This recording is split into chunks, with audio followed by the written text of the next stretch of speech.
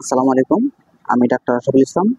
আজকে যে বিষয় নিয়ে কথা বলবো সেটি হলো প্রোস্টেট গ্ল্যান্ড বা প্রস্রাবের যে কোনো সমস্যা, প্রস্রাব ঘন ঘন হওয়া বা প্রস্রাব আটকে রাখতে পারেন না বা প্রস্রাব বেশি হওয়া, এটাকে প্রোস্টেট গ্ল্যান্ড বলে। এই প্রোস্টেট গ্ল্যান্ডের যত সমস্যা আছে এই সমস্যা নিয়ে আজকে কথা বলবো আপনাদের মাঝে। প্রথমত, এখনকার যুগে বা বহু মানুষের এই সমস্যা দেখা দিচ্ছে যে প্রোস্টেট গ্ল্যান্ডের কি কি সমস্যা।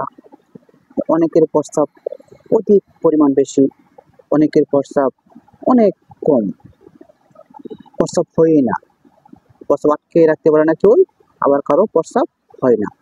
এই সমস্যাটা নিয়ে যারা ভুগতেছেন, এইটা এই সমস্যা নিয়ে যারা এই সমস্যা নিয়ে যারা ভুগতেছেন, এই সমস্যা নিয়ে যারা আছেন, তাদেরকে আজকে আমার এই ভিডিওটা তাদের জন্য। প্রথমত, প্রোস্টেট গ্ল্যান্ড বিভিন্ন কারণে হতে পারে। গনোরিয়ার সমস্যা থাকলে হতে পারে, সিফিলিসের সমস্যা থাকলে হতে পারে, বা ঠান্ডা বা কাশি বা শারীরিক মানসিক বা অতিরিক্ত পরিশ্রম, নানান কারণে প্রস্রাবের সমস্যা হতে পারে। অতিরিক্ত সহবাসের কারণে প্রস্রাবের সমস্যা হতে পারে, বা প্রস্রাবের জ্বালা পোড়া, বা প্রস্রাবের দাঁতু যাওয়া, বা প্রস্রাবের সাথে বীর্যবাহ হওয়া, এই বিভিন্ন কারণে প্রস্রাবের সমস্যা হতে পারে। যে কোনো কারণে হোক না কেন, এটার জন্য ভালো চিকিৎসা এবং সমাধান হোমিওপ্যাথিতে আছে।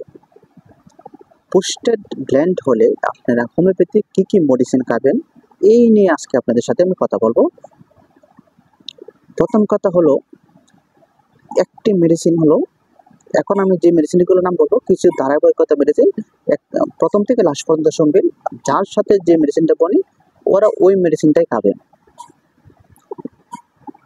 প্রথম যে মেডিসিনটা হলো সেবালচিরলেটা মাদার টিংচার। সেবালচিরলেটা মাদার টিংচার প্রস্রাব এই সমস্যাটা বৃদ্ধকালে দেখা দেয়। প্রস্রাব সাধারণত আটকে রাখতে পারে না, প্রস্রাব ঘন ঘন হয়, প্রস্রাব অল্প অল্প হয়, প্রস্রাবের আগে পরে জ্বালা পড়া থাকতে পারে।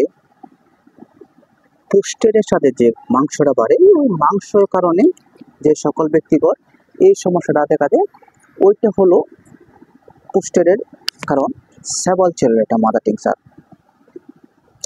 মনে রাখবেন, প্রস্রাবে বসছে কিন্তু প্রস্রাব অল্প হয়েছে, আর একটু হয়েছে না, আর একটু হলে ভালো হইতো, কম হয়েছে, এই ধরনের যত সমস্যা আছে যদি জানতে পারেন, সেবালচিরলেটা মাদার টিংচার 5 থেকে 10 ফোঁটা ওষুধ দিনে 2 থেকে 3 বার খাবারের পরে সেব্য। পরের যে মেডিসিনটা হলো ক্লিমিটিস ইরেক্টা। ক্লিমিটিস ইরেক্টা সাধারণত প্রস্রাবের আগে পরে প্রচুর পরিমাণে ব্যথা থাকে প্রস্রাবের রাস্তায়, এবং প্রস্রাব করার ইচ্ছা আছে খুব, কিন্তু প্রস্রাবে বসলে প্রস্রাব হয় না, অল্প হয়। প্রস্রাবের আগে এবং পরে প্রচুর পরিমাণে ব্যথা করে, প্রস্রাব সাথে এবং রক্ত যেতে পারে, এবং প্রস্রাব মনে হইল প্রস্রাব হবে, প্রচুর পরিমাণে প্রস্রাব হবে, কিন্তু প্রস্রাব হয় না। এই জাতীয় যাদের লক্ষণ আছে তাদেরকে ক্লিমিটিস ইরেক্টা খাওয়াইতে পারেন, ভালো মেডিসিন। পরের যে মেডিসিনটা হলো ক্লিমিটিস ইরেক্টা। ক্লিমিটিস ইরেক্টা লক্ষণ হলো, যে সকল ভাইরা প্রস্রাবের রাস্তায় বা মূত্রথলিতে ছিদ্র হয়ে যায়, প্রস্রাব আটকে আটকে যায়, প্রস্রাবের জায়গায় ভীষণ ব্যথা, এবং প্রস্রাব থামিয়ে থামিয়ে যায়, প্রস্রাব এই হইল আবার থামে গেল, এই প্রস্রাব এই হলো এই থামে গেল, এবং প্রস্রাবে বসে থাকতে হয় দীর্ঘ সময়। প্রস্রাবের জন্য যদি জানতে পারেন যে দীর্ঘ সময় বসে থাকতে হয় যে সকল ভাইদের, সেই সকল ভাইদের জন্য ক্লিমিটিস ইরেক্টা মাদার টিংচার 5 থেকে 10 ফোঁটা ওষুধ দিনে 2 থেকে 3 বার খাবারের পরে সেব্য। এরপরে যে মেডিসিনটা হলো পেট্টোসেলিনিয়াম। পেট্টোসেলিনিয়াম হোমিওপ্যাথি একটি মেডিসিন। পেট্টোসেলিনিয়ামের লক্ষণ হলো,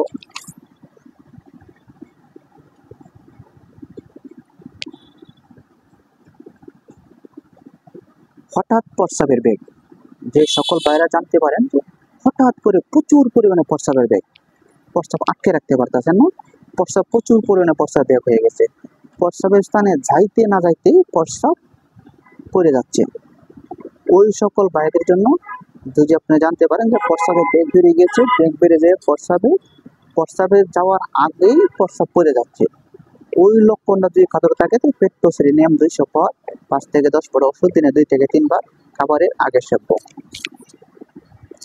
পরের যে মেডিসিনটা হলো কোষ্টিকাম।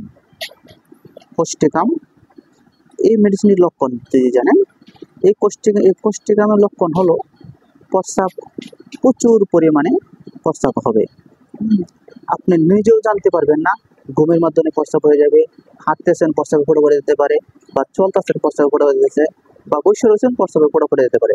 আপনি যখন এই লক্ষণ বুঝতে পারেন যে আমি বুঝতেই পারি না প্রস্রাব হয়ে গেছে বা প্রস্রাব পড়া পড়ে গেছে, এই লক্ষণ যদি বুঝতে পারেন তাহলে কোষ্টিকাম 200 পর 5 থেকে 10 পর দিনে 2 থেকে 3 বার খাবারের পরে সেব্য।